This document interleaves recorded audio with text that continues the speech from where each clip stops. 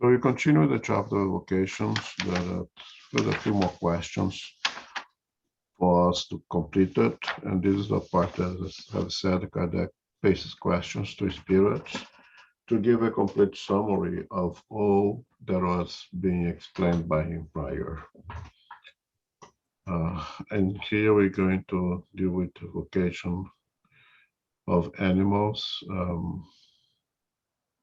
Now I think we can read the whole thing and we talk to it, okay? Okay. The evocation of animals, 283. Can we evoke the spirit of an animal? The intelligent principle which had animated the animal remains in a latent state after death. The spirits in charge of this principle immediately utilize it to animate other beings, through which it will continue the process of its development. Thus, in the spirit world, there are no errant animal spirits, only human ones. This answers your question.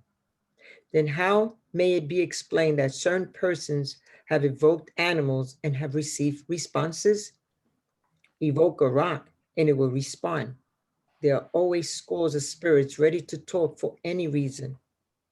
For this same reason, when we evoke a mythological or allegorical personage, it will respond. It will respond, which actually means that a spirit has responded in its stead. The spirit who presents itself as such a personage will take on its character and mannerism. Once someone got the idea to evoke a Topher, and he soon appeared. What is more, he gave news concerning Orgon, Elmire, Damis, and Valerie. As for itself, it imitated Tarful with so much skill that it appeared to be a real personage. It later confessed that it had been an actor who had once played the role. Frivolous spirits always take advantage of inexperienced questionnaires, but they avoid appearing to those who know how to expose their impostures and disbelieve their stories. The same occurs among humans. A certain gentleman took a keen interest in a nest of goldfinches in his garden. One day, the nest disappeared. He was certain that no one in his household had committed the theft. And since he was a medium, he got the idea to evoke the mother goldfinch. She responded in excellent French. Don't accuse anyone and don't worry about the fate of my little ones. It was the cat that jumped up and knocked over the nest. You can find it out on the lawn along with the chicks, which were not eaten. The man verified all the details to be correct. Should we therefore conclude that it was the actual bird who had responded? Of course not. Simply a spirit who knew what had happened. This shows how much we should distrust appearances and how appropriate the above answer is. Evoke a rock and it will respond.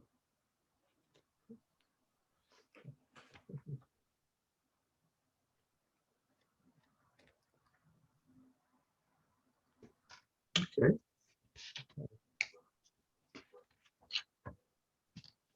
Okay, so in the very beginning of this chapter, Kardec says, you can evoke anybody, anything, anytime, anywhere. It's just a free will. You can evoke anything that you want.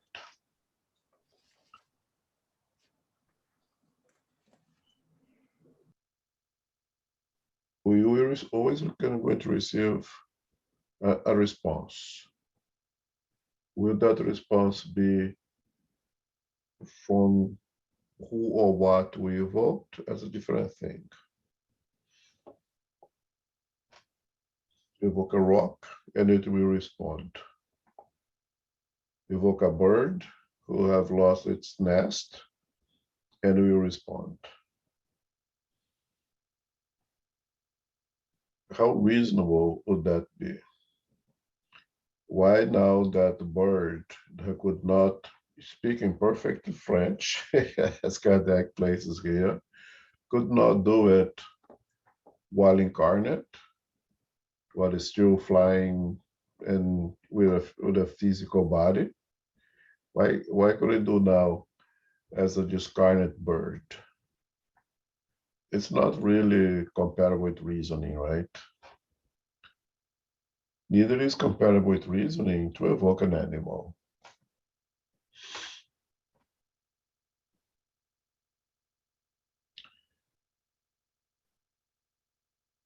Animals are a group, they are under a group of intelligent principle. And we can understand in intelligent principles is us before we become individualized intelligent principle or spirit. That's why I said a group. Before we gain the status of an intelligent principle of an individualized spirit, we go through experiences in the mineral, in the vegetable, in the animal to gain enough experience to develop our instinct until we reach that level that now, whatever that now means, the divine laws of God, if we prefer, says you have matured to the point that now I can give you a little amount of free will. And now with this free will, you are going to build your own destiny and going from this point now, simple and ignorant, to reach the spiritual purification of perfection. At that point, we are responsible for our actions. We are responsible for what we do, naturally in a very more controlled setting, because it's still very young. Our intelligence is quite limited, and so it is our free will. Prior to that, we are perhaps like in the higher level of the animals, the animalia, with a small degree of intelligence and a great degree of more elevated instincts. So animals usually, when they die, they go through a very quick process of returning, because not having intelligence, not having free will, they're not responsible for anything. Therefore, they don't have a karma. And all their learning is done in the physical. So they have nothing to gain hanging out in the spiritual world. So they come back right away, continue that process until they reach the level that, whatever that level is, the God or the divine laws judge, that group of intelligent principle now can become individualized intelligent principle as spirit. So in general, there are no errant animals or spirits of animals in the spiritual world, because again, they have nothing to gain over there. I know we see in André Luiz books that there are animals in the spiritual world, which goes against the statements here. In the spiritual world, there are no errant spirits or animal spirits, only human ones. This answers your question. But we see in messengers, there's a horse. We see in Nocelar, the dogs. We see the dogs in Nocelar book and the movie that there are those white dogs that accompanied a lot of the discarded spirits who end up back in the spiritual world after the war or during the war. So how can we explain that? The best explanation I have found so far is that when there is a specific need for the spirits to have one another animal there then they can plasm those animals for our benefit as the spirit of the air.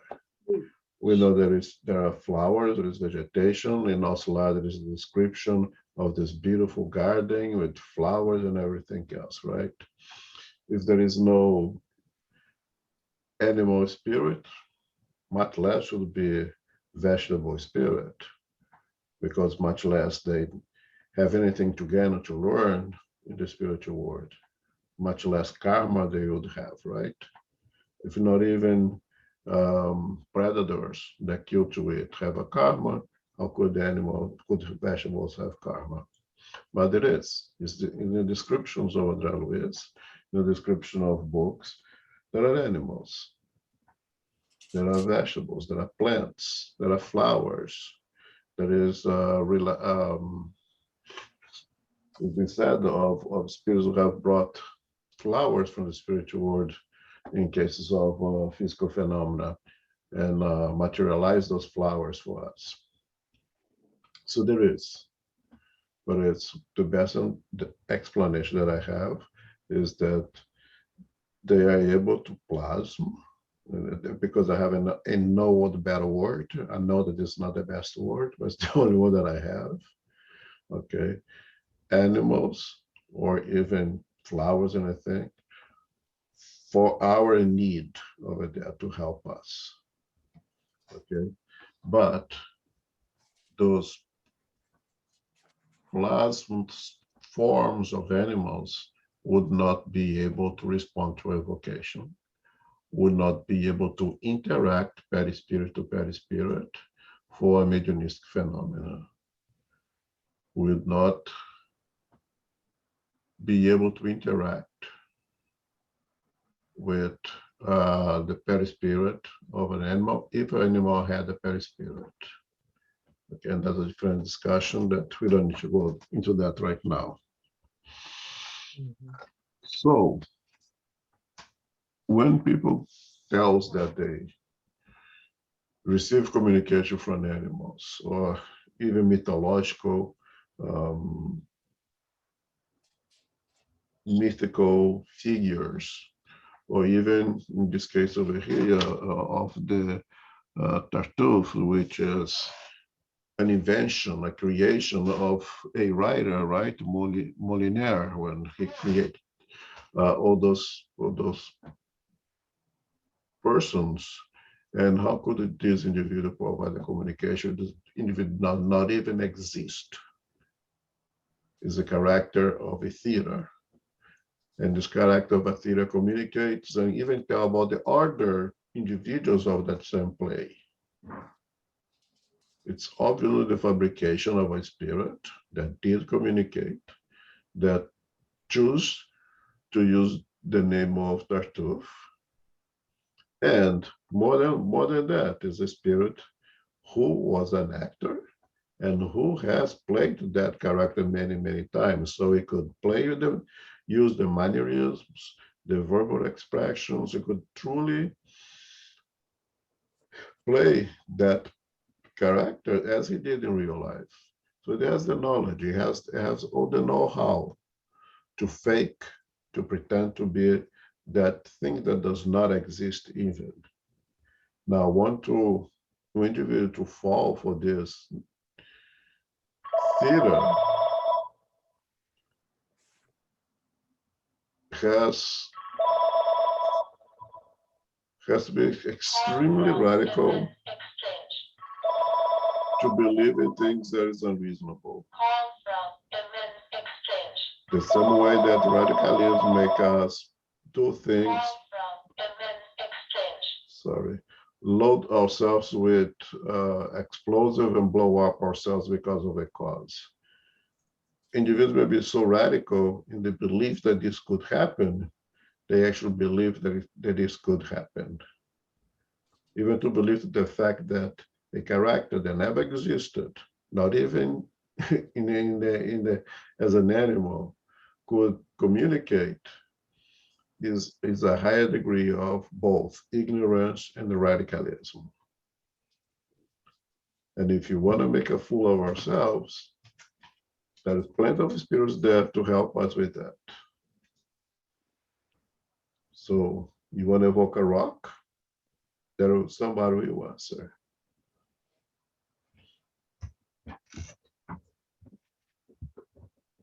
Hey, Elmo. Yep.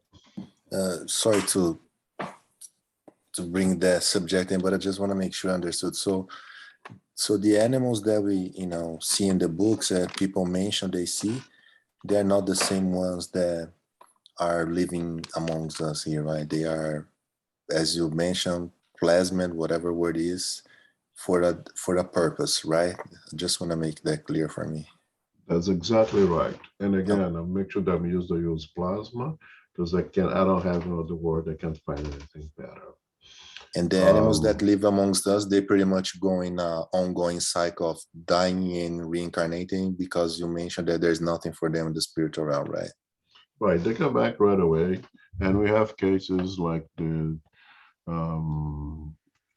Chico Xavier dogs who died and came back, and he met the same dog again. So in a very fast rotation manner, as the dog died, it came back and continued to be Chico Xavier's pet, so to say, but would not be hanging out in the spiritual world because, again, it's unprofitable. There's nothing for them to gain there at that stage.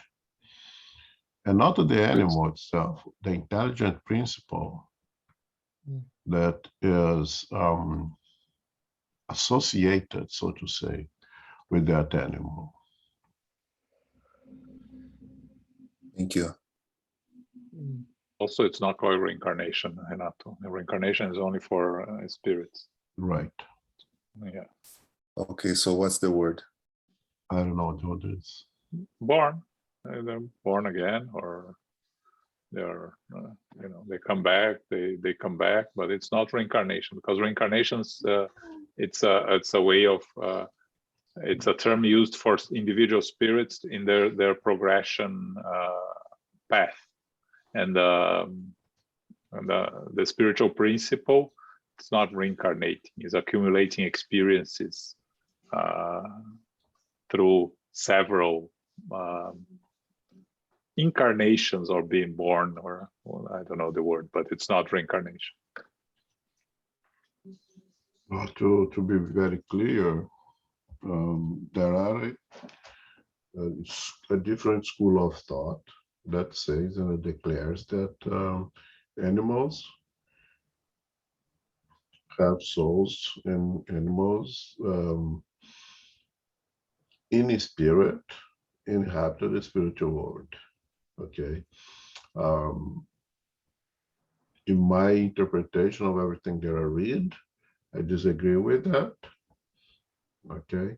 But there are those who brings very strong argument to say that this is what Kardec states over here, or the spirit states over here clearly, in the spiritual world, there are no errant animal spirits. They challenge that and they say that, no, that's not true, that there are errant animal spirits. You do have to read those books and reach your own conclusion. And you don't if for example, because I remember reading, I don't know if it was Missionaries of Light, a book where they were describing some sort of birds, or I don't know, some sort of birds that were flying and they were eating the bad thoughts in order to whatever it was happening in that chapter. So when you say that those animals, figures of animals, they are plasmed into form, but they have a purpose of themselves, or there's someone that's controlling or manipulating them to doing things? If you have an animal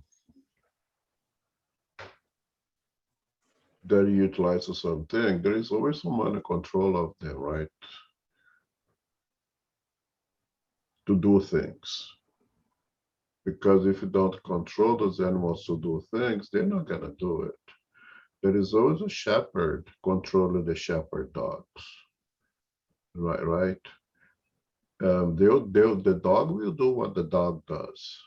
But when the dog is functioning as a shepherd, there is a human being in control of it. So the same thing in the spiritual world, the animal figures that exist there, when they're performing something useful for us, there is somebody in the control of that situation. Got it. Thank you. If you get an horse race, I mean, there is someone controlling that horse, and so forth and so on.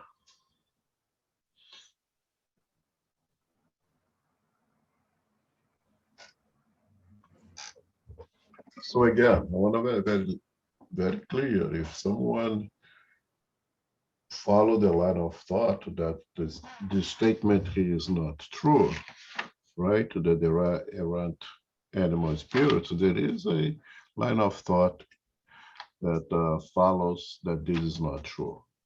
Each one will read, will study, conclude for oneself.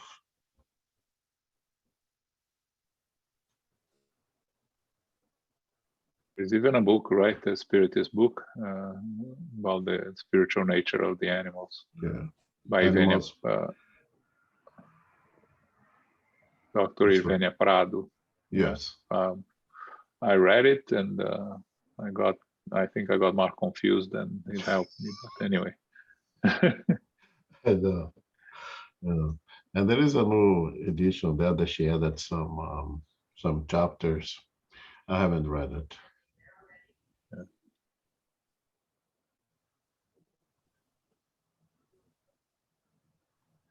Okay, any more questions, comments?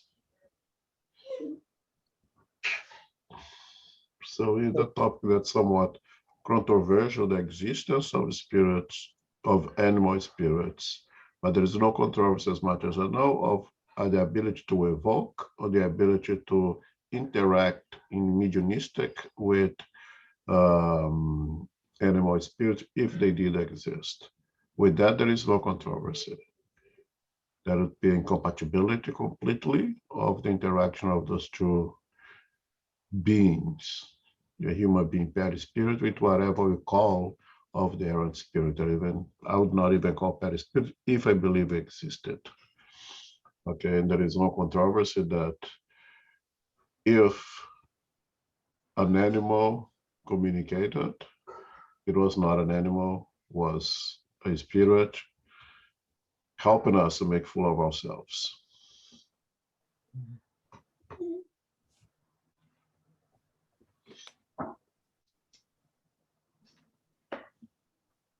Okay, can we move on? Evocation of living persons. Okay. 284, Evocations of living persons. Does the incarnation of a spirit absolutely prevent evoking it? No, but the condition of its body must allow the spirit to disengage at the time.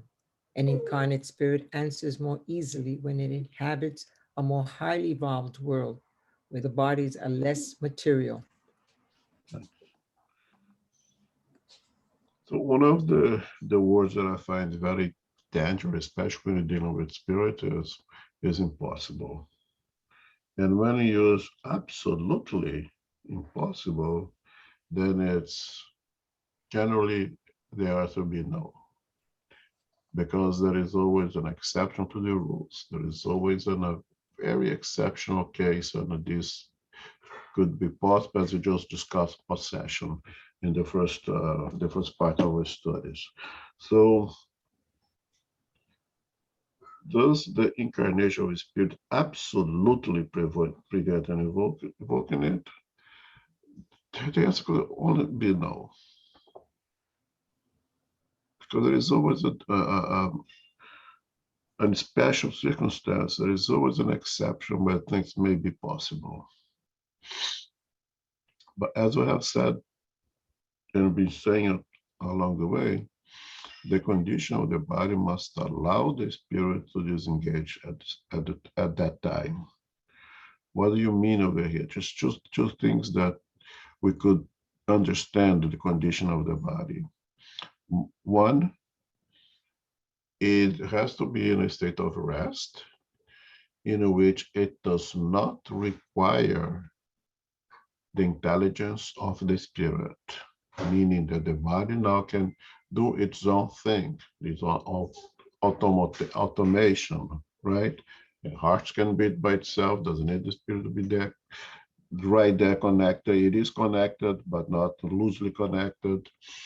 So when the physical body is at rest, and two, another thing to consider, the density of that body. In higher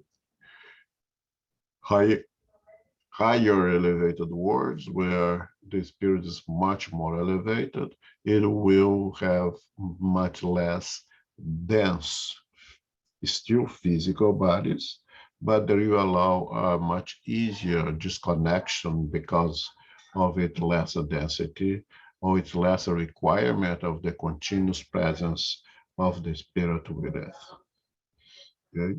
In those cases, yes, there is a small possibility. We can never say it's impossible that it could not happen.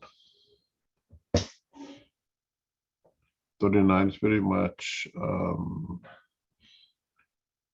38, I'm sorry, it's very much a continuation of that. Okay, 38. Can we evoke the spirit of a living person? Yes, since he can evoke an incarnate spirit. During its moments of freedom, the spirit of a living person can also manifest without being evoked. It depends on the affinity between the parties involved. Okay, so again, this is pretty much the same concept, the same question almost. Can we evoke a spirit of a living person? Yes, if the physical body of that living person, the incarnate spirit, is at rest, does not require the intelligent input of the spirit upon the body is at rest, the spirit can further separate from that physical body, maintaining the connection at least through the code silver cord, and it can go and present itself somewhere else and respond to an evocation. It can even materialize somewhere else and perform functions.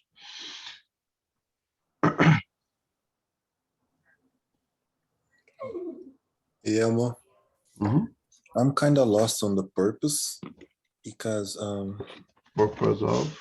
yeah, I'm gonna ask a question because the way I'm seeing if the person is already, the spirit is already reincarnate, it pretty much the way it works, we forget everything that we done in a past life, and if someone is invoking me, is going to invoke me as I was, not as who I am. I understand it's the same thing, but you know, it's gonna call Paul, and now I'm Renato. So first, how am I going to know that it's me? And second, even if we evoke Paul, that was me, I won't remember a thing from the previous lives. So that's why I'm asking. I'm kind of lost on the purpose of doing that.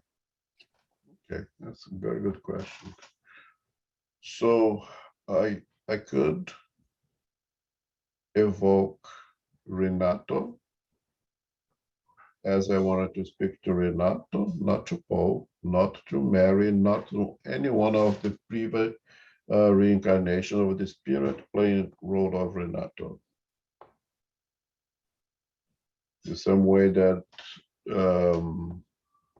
José Jimenez was evoked when he was Bezerra Jimenez, living a physical body, playing the role of Bezerra Jimenez. So I could evoke you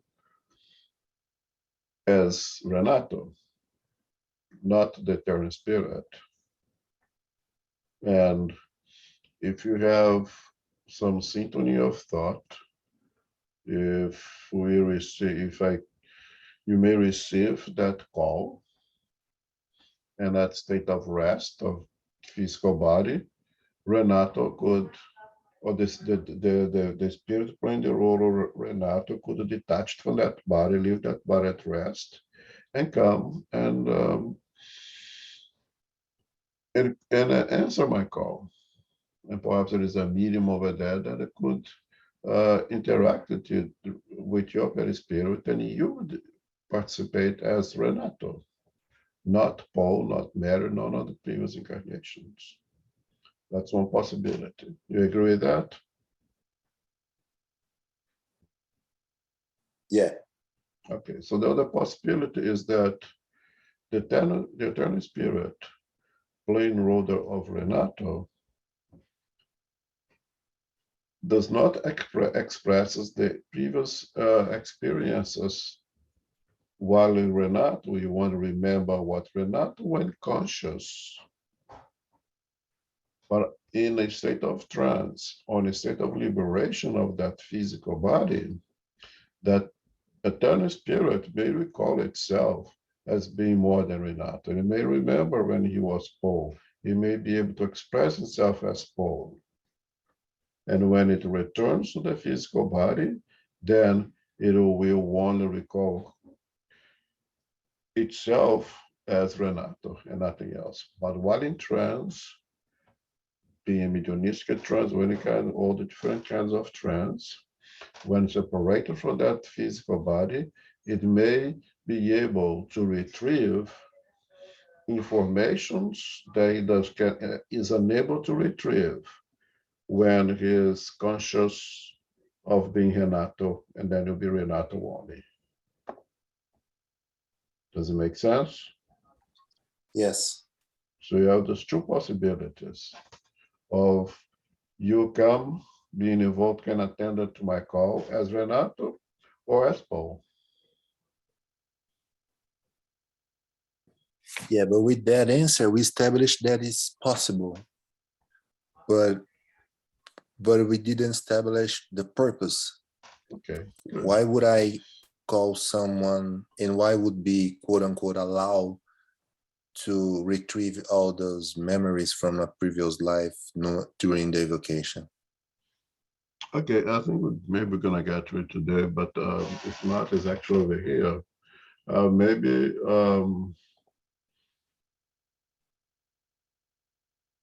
Paul is my previous daddy in a previous reincarnation, and I am calling for my previous dad, my previous incarnation to resolve something or to in any possibilities. So when I call for my previous daddy, that standing spirit playing role of Renato in a state of rest, expanded from that physical body, may recognize itself as daddy, the father of the spirit that's now playing a role of Elmo in need of help. And there is affinity between those two, and it will make present as Paul. That's one possibility.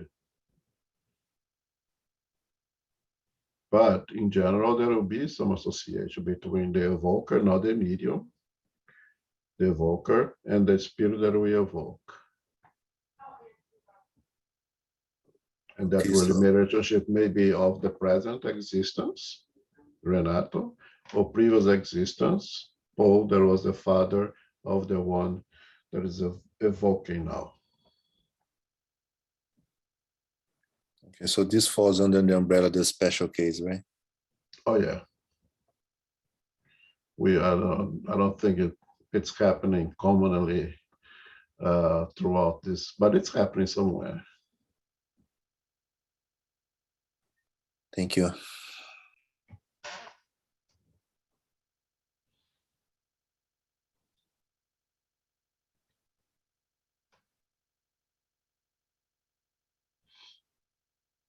Okay, 39? No, sorry. I'm sorry, I was muted. No, no problem. 39. What is the state of the body of the person whose spirit has been evoked? It sleeps or naps. That is when the spirit is free. Could it awaken while the spirit is Go ahead, I'm sorry. okay? Could it awaken while the spirit is away? No. The spirit must have returned to the body first. If it is communicating at that time, it will leave you and often say why. So, as we already stated over here, in order for the spirit to leave a body, you have to make sure that that body does not require the intelligent input of the spirit upon that body. Because again, the body doesn't thinking, the brain doesn't think, right? The intelligence comes from the spirit. So the spirit of that physical body would be asleep or napping, but in a state of rest. Okay. Now, I love this question. Could it awaken while the spirit is away? And the answer is no. Prior to awaken, the spirit has to return.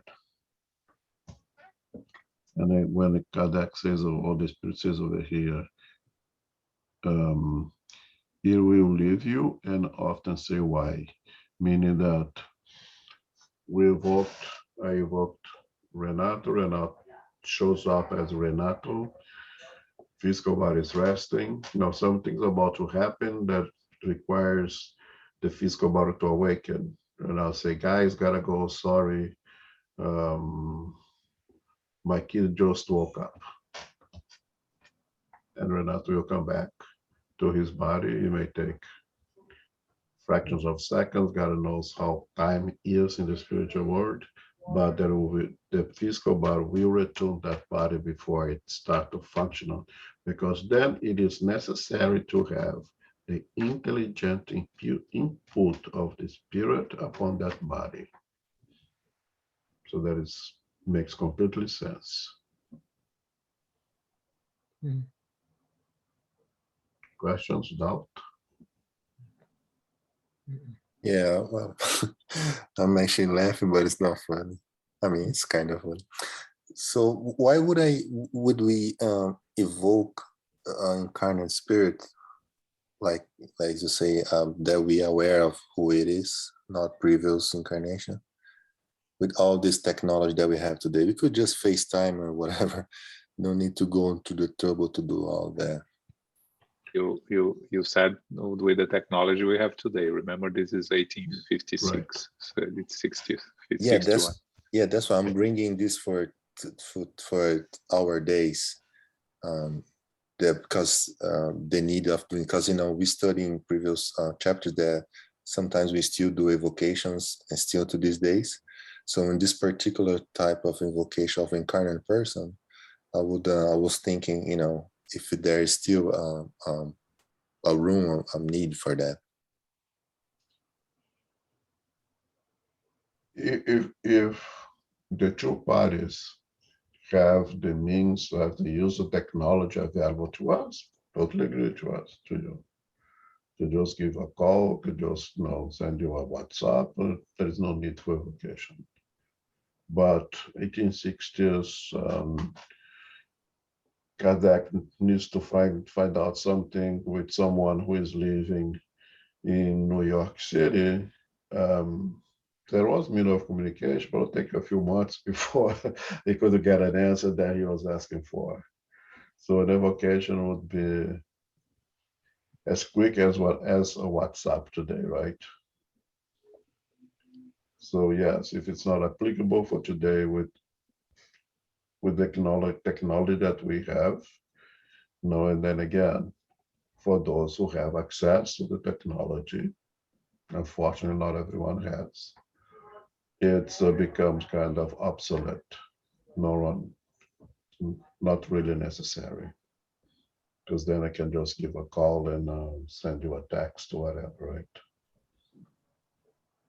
But when Kardec need to communicate with someone in America and need an answer right away, I don't think there was the technology available at that time.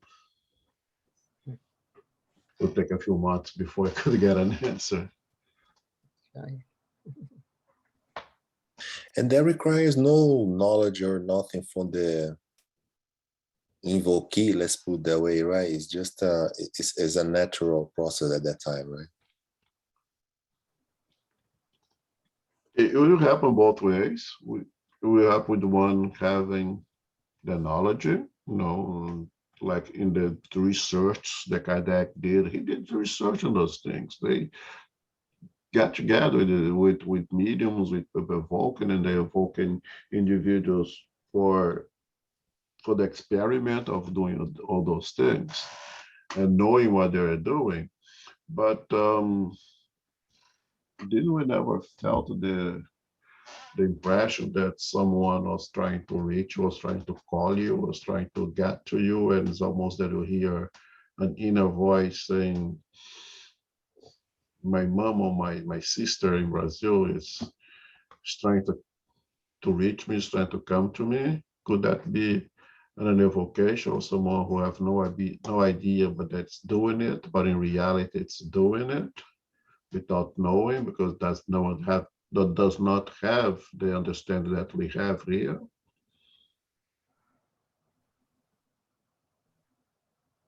So it could be intentional. No, both ways would be intentional, but one with the knowledge of doing something objectively. I'm going to evoke my sister in Brazil, Lida Monaher, to come to me, to be with me. And let's put aside technology for a second, right?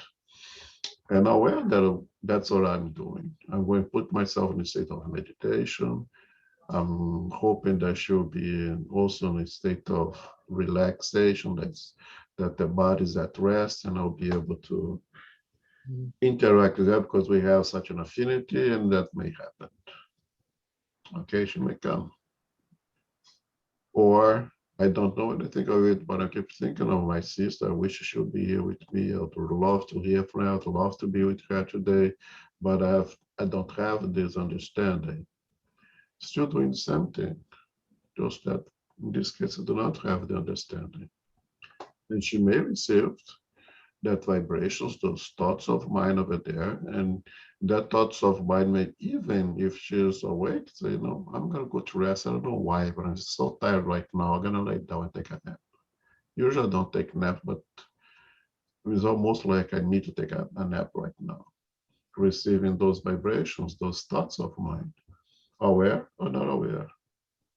I would say that for the receiver, most of the time they will not be aware, because I think it's, even being a spiritist and knowing of those possibilities, one will not know that somebody's calling them until they're in that state of rest, the body's rest, and the spirit is free, and then the spirit will travel to attend that call.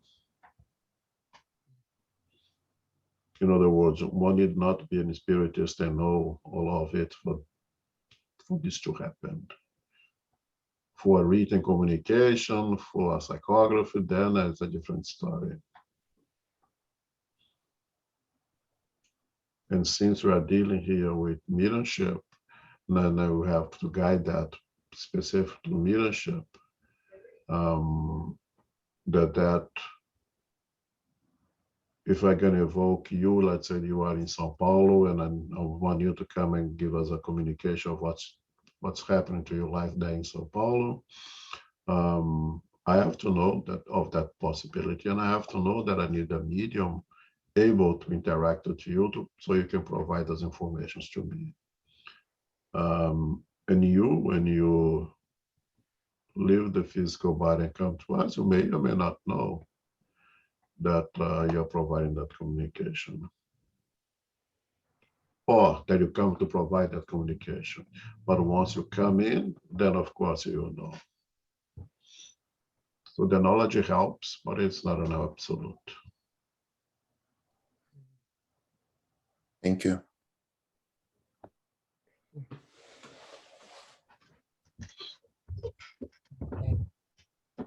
Continue, number 40. Yeah, please. Okay. How is the spirit warned that it must return to the body? The spirit of a living person is never completely detached from the body. No matter at what distance it may be, it continues to be attached by a fluidic cord that serves to recall it when necessary. Only death can break this cord.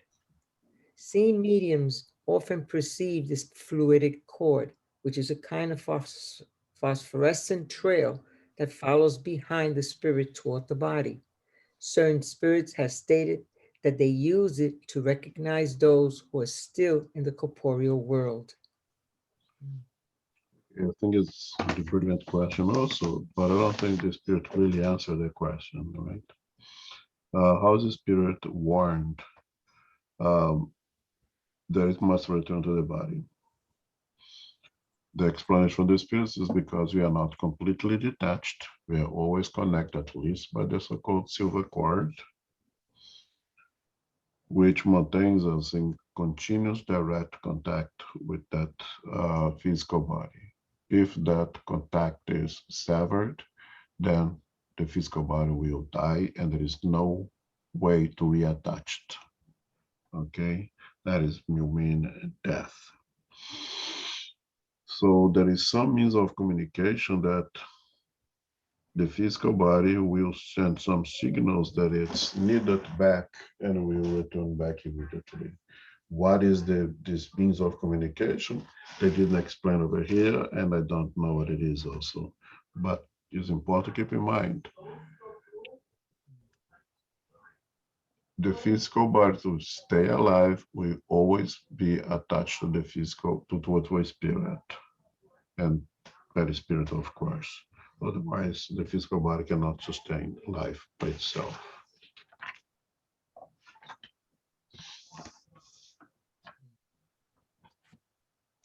What do you want? Okay. More questions? Okay. No? Okay, 41. What would happen if the body were mortally wounded during sleep and while the spirit was away? The spirit would be warned and would return before death was consummated. Then couldn't death occur in the absence of the spirit, which upon its return could no longer re-enter its body? No, because it would be contrary to the law that governs the union between body and soul. What if the body received a certain blow? The spirit will have been pre-warned before the fatal blow. When asked about this, the spirit of a living person responded, if the body could die while the spirit was away, it would be a very convenient way for committing suicide. So again, here is something that basically it will you take from this answer, because it would be contrary to the law that governs the union between the body and the soul. And you can deduce here from this answer that there is a law that say in order for the physical body to die, the spirit must be present. I don't know, I don't have a why. I question that by myself. I love the comment of the spirit that was present to say, well, that's going to be a very easy way of committing suicide. I, spirit, I don't want to be attached to the physical body any longer. I just gonna step out and not provide any intelligent input to it. So we'll just starve. It's just until it stops functions. Now it's gonna die of dehydration, gonna die of starvation, because I'm not coming back for it to be able to be awakened, to receive nutrients, to receive hydration. It's gonna die and it's gonna hang out over here. So my conclusion is that the law of preservation, the first law of the laws that we study in the Spirit's book, prevents a body to die without the Spirit present, because the instinct of preservation will call that spirit right away when something's about to happen to it, even death.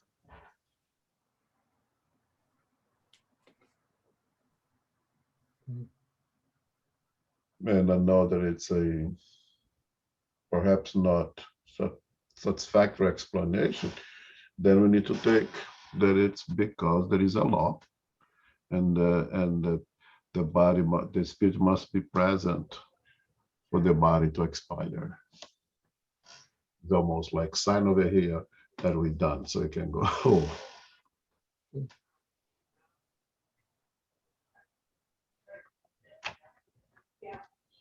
Okay, questions, comment? I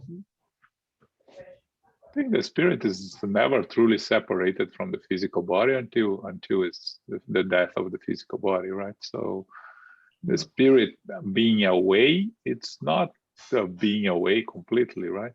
The connection is always there, and it goes back to the connection immediately with anything. So the death of the physical body, if it's by a sudden event, right? An assassination or a heart attack or something like that, the spiritual body will be reconnected in a fraction of second, I would say, right? So Yeah, that's just that we would try to departmentalize the spirit, the perispirit, and the physical body, and it's in the end is one and the same, right? Yeah, so I was actually imagining, someone on a vegetative life, so to say, that physical body is basically living on machine support, and the family decide to remove all the life support and allow the body to expire. Or moreover, the spirit is not and free from that karma, so to say, would not be over there completely attachment with that physical body, right? It would be somewhere doing something else. But at the moment the decision was made and this physical body now is going to expire because you're going to remove the artificial support, that spirit would return to be close by for the expiration of the body, which was never completely separated, as I said, but I would be there for the complete separation.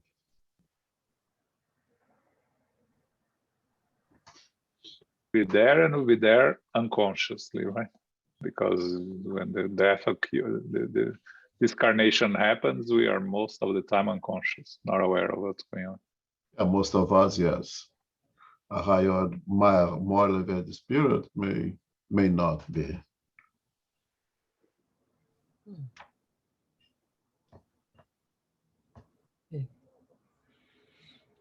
Okay. 42. Can the spirit of a person evoked during sleep communicate as easily as one evoked after death? No. Matter always exerts an influence to some degree. The spirit of a person who was questioned while asleep responded, I am always chained to this iron ball that I have to drag around. During sleep, could a spirit be prevented from answering because it was somewhere else?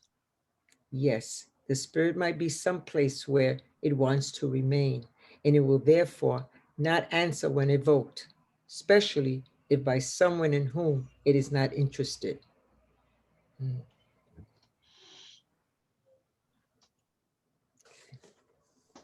So when we think of us in the spiritual world, in basically two ways, right? Discarnate, without an attachment to any physical body, or incarnate, but with the physical body at state of rest when we sleep, right? And we are now able to be in the spirit world, attached to the physical body to the silver cord. or in a state of trance, in a somnambulic state that is different from just plain sleep. And we can see a degree of freedom to be more of ourselves as the eternal spirit in this sequence. Discarnate, completely freedom, of course. In a somnambulic state, still attached, but pretty free. In a state of sleep, normal, very much attached, but still able to express oneself in the spiritual world. So would be different from the discarnate spirit and an incarnate spirit state of rest in the spiritual world. It's not the same. The comparison that the spirit makes over here is if it is like carrying a big chained to a half ball, because it's still attached to that physical body, still attached to that dense body.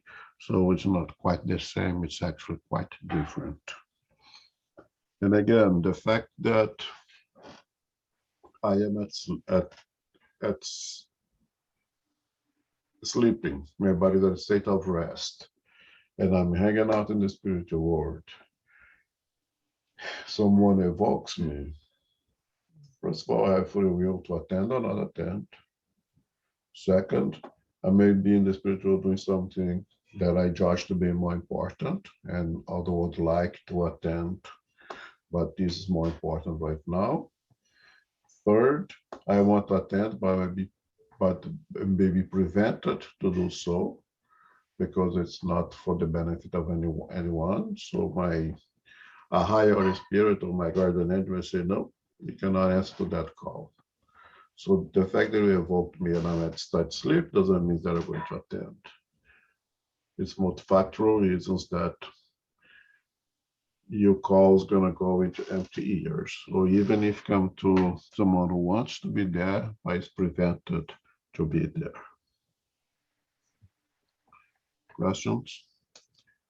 Let me see. Yeah, so 38, we stop here.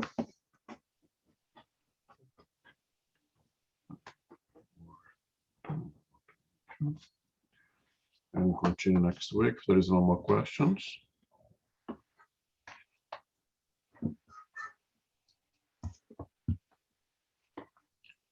Okay, so we finish with our prayer as we give thanks to God for the opportunity given to us.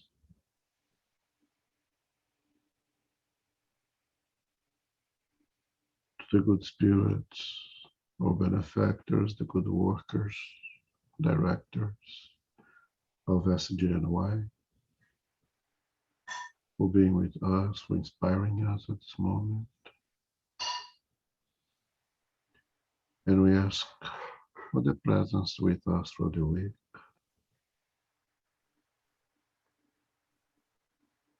Helping us to stay in the pathway that leads to our moral and intellectual progress.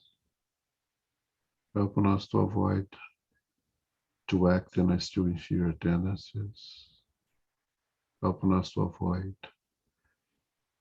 the temptations that we meet along the way. Helping us to exercise charity to the best of our abilities.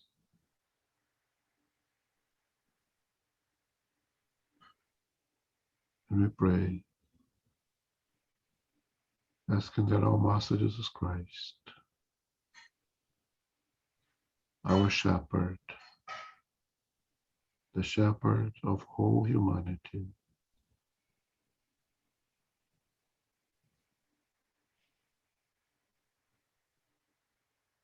that your peace,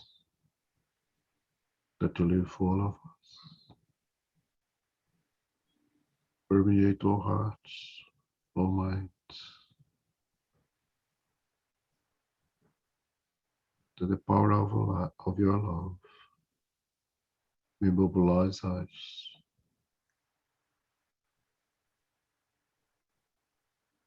to bring peace and equality, harmony and justice throughout this planet among us, all peoples.